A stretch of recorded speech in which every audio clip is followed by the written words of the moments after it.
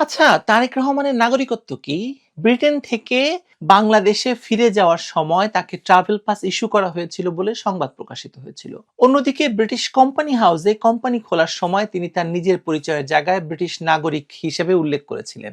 এখন বাংলাদেশে নির্বাচন করতে হলে বিদেশি নাগরিক হলে নির্বাচন করতে পারবেন না, তাকে বিদেশি নাগরিকত্ব ছাড়তে হবে। যদিও বিষয়টি ঘোলাটে, কারণ অনেকেই বলে থাকেন যে তারা নাগরিকত্ব ছেড়েছেন কিন্তু তার প্রমাণ দেখাতে পারেন না। ২০২৪ সালের নির্বাচনে আওয়ামী লীগের নমিনেশন পেয়েও দলটির আন্তর্জাতিক বিষয়ক সম্পাদক ডক্টর শাম্মী আহমেদ এই বিদেশি নাগরিকত্বের জটিলতায় নির্বাচনে অংশ নিতে পারেননি। এবারও সেই বিদেশি নাগরিকত্বের প্রশ্ন উঠেছে বিএনপির একাধিক প্রার্থীকে নিয়ে, যার মধ্যে তারেক রহমান, আব্দুল আওয়াল মিন্টুর মতো বাঘা প্রার্থীরাও রয়েছেন। আর খোদ নির্বাচন কমিশনের বিরুদ্ধে উঠেছে জামায়াত, এনসিপি, ইসলামী শাসনতন্ত্র আন্দোলনের পক্ষে কাজ করার অভিযোগ। সবচেয়ে বড় কথা হলো বিএনপি সেটা টের পেয়েই কিনা জানি না, হঠাৎই নির্বাচন কমিশনে গিয়ে দ্বৈত নাগরিকত্ব নিয়ে কথা বলে এসেছে। কেন? ভয় পেয়েছে দলটি? নির্বাচন হবে না ধরেই নিচ্ছি, তারপরও এসব আলোচনাটা হওয়া দরকার, কি বলেন?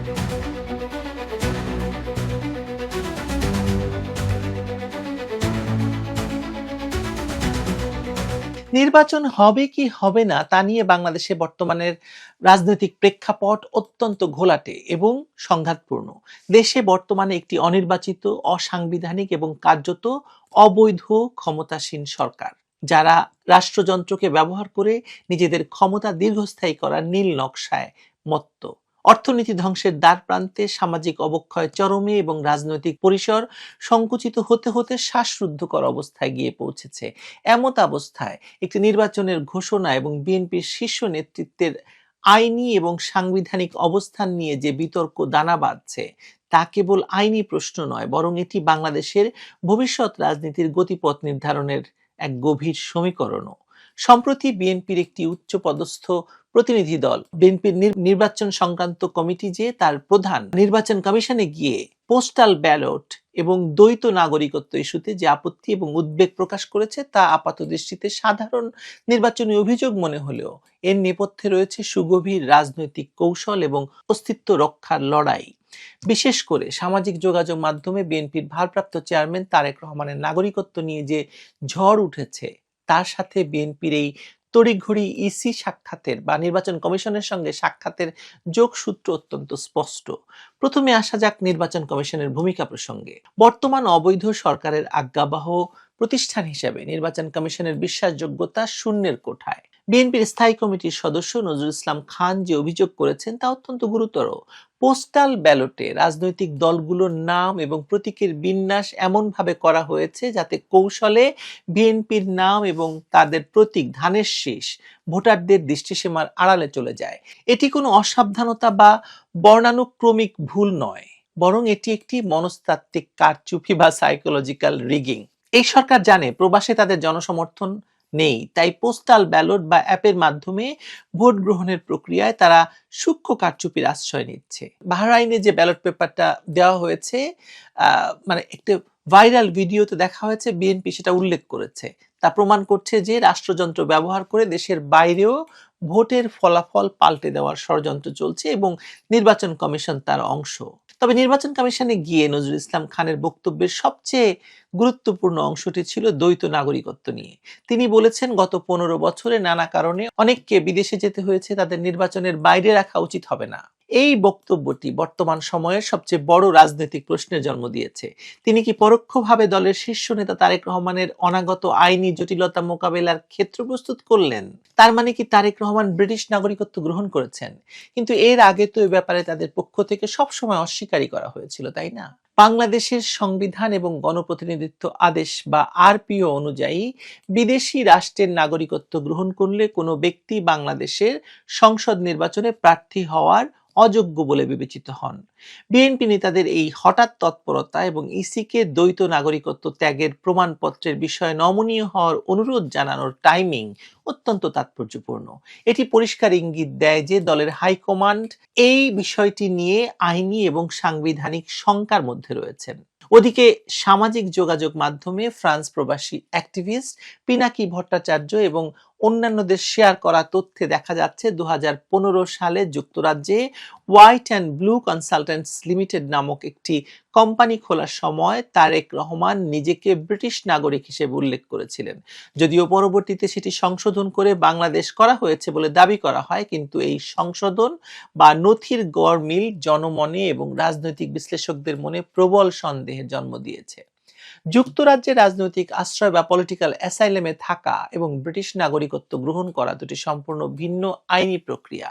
একজন ব্যক্তি যখন রাজনৈতিক আশ্রয়ে থাকেন তখন তিনি কার্যত রাষ্ট্রহীন বা নিজের দেশের পাসপোর্ট ব্যবহারে অক্ষম হতে পারেন, কিন্তু তার মানে এই নয় যে তিনি স্বয়ংক্রিয়ভাবে ব্রিটিশ নাগরিক হয়ে গেছেন। ব্রিটিশ নাগরিক হতে হলে একটি নির্দিষ্ট প্রক্রিয়ার মাধ্যমে রানীর প্রতি আনুগত্য প্রকাশ করে শপথ নিতে হয়। প্রশ্ন হলো, তারেক রহমান কি সেই শপথ নিয়েছেন? যদি তিনি 2015 সালে কোম্পানির নথিতে নিজেকে ব্রিটিশ নাগরিক দাবি করে থাকেন, তবে সেটি কি নিছক টাইপিং এরর নাকি একটি সত্য গোপন করা? একজন শীর্ষ রাজনৈতিক নেতা যিনি দেশের প্রধানমন্ত্রী হওয়ার স্বপ্ন দেখছেন এবং তাকে প্রধানমন্ত্রী হিসেবে ইতিমধ্যেই অনেকে মানছেন, তার পক্ষে এমন ভুল কি গ্রহণযোগ্য? আর যদি তিনি সত্যি ব্রিটিশ নাগরিকত্ব গ্রহণ করে থাকেন, তবে বাংলাদেশের সংবিধান অনুযায়ী তিনি নির্বাচনে অযোগ্য। এই সত্যটি বিএনপি নেতারা জানেন বলেই কি নির্বাচন কমিশনে গিয়ে দ্বৈত নাগরিকত্বের আইনি প্যাচ খেলার চেষ্টা করছেন বা খোলার চেষ্টা করছেন তারা? মজার ব্যাপার হলো, তারেক রহমানের স্ত্রী ডাক্তার জুবাইদা রহমান এবং কন্যা জাইমা রহমান দুজনেই ব্রিটিশ নাগরিক বলে প্রমাণ রয়েছে। তারা যদি তারেক রহমানের ডিপেন্ডেন্ট হয়ে থাকেন, তাহলে তারা যে প্রক্রিয়ায় ব্রিটিশ নাগরিক হয়েছেন তারেক রহমানেরও একই প্রক্রিয়ায় ব্রিটিশ নাগরিক হওয়ার কথা। কিন্তু সে কথা হয়তো গোপনই থাকছে আপাতত। ভাইরাল পোস্টে তারেক রহমানকে সবুজ পাসপোর্টের প্রমাণ দাখিল করার অনুরোধ জানানো হয়েছে। এটি একটি আবেগ ঘন আবেদন হলেও এর আইনি ভিত্তি কিন্তু খুব শক্ত। বিগত সরকার দাবি করেছিল যে তারেক রহমান তার পাসপোর্ট লন্ডনস্থ বাংলাদেশ হাই কমিশনে জমা দিয়ে নাগরিকত্ব বর্জন করেছেন। বিএনপি বরাবরই দাবি করে আসছে যে তিনি রাজনৈতিক আশ্রয়ে ছিলেন এবং পাসপোর্ট নবায়ন করতে না দেওয়ায় তিনি তা জমা দিতে বাধ্য হয়েছেন। কিন্তু এখানে মূল সমস্যা হলো স্বচ্ছতার অভাব। পাসপোর্ট না থাকা এবং নাগরিকত্ব না থাকা এক বিষয় নয়। কিন্তু তারেক রহমান যদি ব্রিটিশ পাসপোর্টধারী হয়েই থাকেন, তবে তাকে অবশ্যই সেই পাসপোর্ট বা নাগরিকত্ব সারেন্ডার করার দালিলিক প্রমাণ দাখিল করতে হবে নির্বাচন করতে হলে। বর্তমান অবৈধ সরকার এবং তাদের নিয়ন্ত্রিত নির্বাচন কমিশন হয়তো তারেক রহমানকে এজন্য কিছু বলবে না বা তার সম্পর্কে জনসম্মুখে কিছু প্রকাশ করবে না, কিন্তু তারেক রহমানের রাজনৈতিক প্রতিপক্ষরা কি তাকে ছেড়ে দেবে? তারা তো তারেক রহমানকে বিদেশি নাগরিক বলে নির্বাচন থেকে দূরে রাখার চেষ্টা করবেই, তাই না? বর্তমান সরকার দেশটিকে একটি ব্যর্থ রাষ্ট্রে পরিণত করেছে। ব্যাংকগুলো দেউলিয়া, বিচার বিভাগ পরাধীন এবং প্রশাসন দলীয় ক্যাডারে পূর্ণ। এই পরিস্থিতিতে জনগণ একটি পরিবর্তন চায়। সেই পরিবর্তনের কাণ্ডারি হিসেবে বিএনপি তারেক রহমানকে সামনে এনেছে। কিন্তু তারেক রহমানের নাগরিকত্ব নিয়ে এই অস্পষ্টতা বিএনপির রাজনৈতিক ভবিষ্যৎকে টালমাটাল করে দেবে, তাতে কোনো সন্দেহ নেই। এখনো বিষয়টি ফেসবুক পর্যায়ে আছে। দু একদিনের মধ্যেই হয়তো বিষয়টি নিয়ে মাঠ গরম করা হবে এবং এই তারেক রহমানের শত্রুপক্ষ বা নির্বাচনে তাদের প্রতিপক্ষ যারা আছেন, তারা এটি নিঃসন্দেহে জনগণের কাছে নিয়ে যাবেন এবং তারপর সংঘর্ষ অনিবার্য হয়ে উঠবে। জনগণ তাদের নেতার কাছে শতভাগ সততা এবং স্বচ্ছতা আশা করে। তারেক রহমান যদি ব্রিটিশ নাগরিক না হন, তবে এখনই উপযুক্ত সময় তা প্রকাশ্যে ঘোষণা করার এবং তার দালিলিক প্রমাণ উপস্থাপন করার। আর যদি তিনি কৌশলগত কারণে নাগরিকত্ব নিয়েও থাকেন, তবে সংবিধানের ৬৬ অনুচ্ছেদের দোহাই দিয়ে তাকে আটকানোর যে ছক তার বিরোধীরা কষছে, তা মোকাবিলার জন্য বিএনপিকে কেবল নির্বাচন কমিশনের ধর্ণা দিলেই হবে না, বরং আইনি এবং রাজপথের লড়াইয়ের প্রস্তুতি নিতে হবে। তারেক রহমান কি ব্রিটিশ নাগরিক? এই প্রশ্নের উত্তর কেবল একটি হ্যাঁ বা না এর মধ্যে সীমাবদ্ধ নয়। এটি বাংলাদেশের আগামী দিনের ক্ষমতার রাজনীতির চাবিকাঠি। জনগণের সামনে আপন স্বচ্ছতা, সততা এবং জবাবদিহিতা নিশ্চিত করা এখন তারেক রহমানের জন্য ফরজ কাজ হয়ে দাঁড়িয়েছে। সবুজ পাসপোর্ট কেবল একটি ট্রাভেল ডকুমেন্ট নয়, এটি এদেশের মাটি, মানুষের প্রতি আনুগত্যের প্রতীকও। বিদেশি নাগরিকত্বের অভিযোগ মাথায় নিয়ে গণতন্ত্র পুনরুদ্ধারের লড়াইয়ে নেতৃত্ব দেওয়া নৈতিকভাবে দুর্বল অবস্থান তৈরি করে দেবে এই পাসপোর্ট সংক্রান্ত জটিলতা। তাই সময় এসেছে ধোঁয়াশা কাটানোর, নতুবা এই একটি আইনি দুর্বলতাই হতে পারে ইউনূসের ফ্যাসিবাদী সরকারের হাতে বিএনপিকে ঘায়েল করার সবচেয়ে বড় অস্ত্র। ইউনূস সরকার তো তাই চাইছে। বিএনপি নির্বাচন কমিশনে গিয়ে যে উদ্বেগের কথা জানিয়েছে তা থেকেই বোঝা যায় ধোঁয়াশা আছে। ইউনূসের বর্তমান অসাংবিধানিক সরকার যে কোনো মূল্যে নির্বাচন বানচাল করতে চাইবে। এটা স্বাভাবিক। এখন তারেক রহমানের নাগরিকত্ব ইস্যুতে যদি সেটা করা যায়, এর চেয়ে ভালো কিছু তো আর হতে পারে না, তাই না? কারণ তারেক রহমান নির্বাচনে অযোগ্য ঘোষিত হলে বিএনপি নির্বাচনে যাবে না। বিএনপি নির্বাচনে না গেলে নির্বাচন হলেও হতে পারে, না হলেও কোনো সমস্যা নেই কোনো পক্ষের।